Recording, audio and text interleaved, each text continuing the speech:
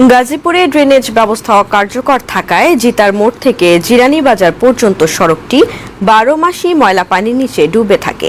দীর্ঘদিনের জলাবদ্ধতায় হাজারো মানুষের দুর্ভোগ চরম আকার ধারণ করেছে। তবে দ্রুত ব্যবস্থা নেওয়ার আশ্বাস দিয়েছেন সিটি প্রশাসক। গাজীপুর সংবাদদাতা রাজু আহমেদের পাঠানো তথ্যচিত্রের ডেস্ক রিপোর্ট।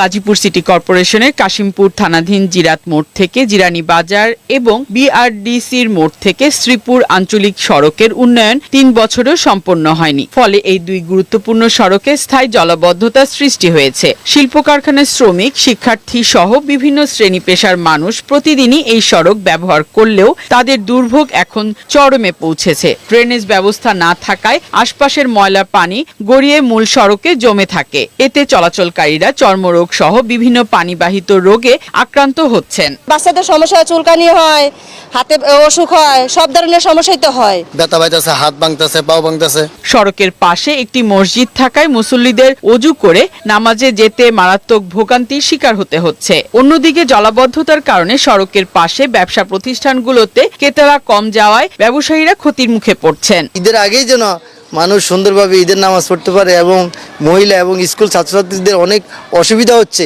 এটাকে যেন দ্রুত পদক্ষেপ নেয়। জলাবদ্ধতা নিরসনে দ্রুত কার্যকর ব্যবস্থা গ্রহণ করা হবে বলে জানান গাজীপুর সিটি কর্পোরেশনের এই কর্মকর্তা। দুটা রাস্তারই ওই মির্জা রোড, ওই রোডের থেকে শুরু, শ্রীপুর থেকে কাশিমপুর, জিরানী বাজার থেকে কাশিমপুর, দ্রুত এটা আরসিসি করে এটাকে মানে রাস্তা হিসাবে রূপান্তরিত করে, যাতে আর ওখানে জলাবদ্ধতা না হয়। আঞ্চলিক এই দুই সড়কে ড্রেনেজ ব্যবস্থা সচল করে দ্রুত দুর্ভোগ নিরসন করা হবে, এমনটাই প্রত্যাশা এলাকাবাসীর।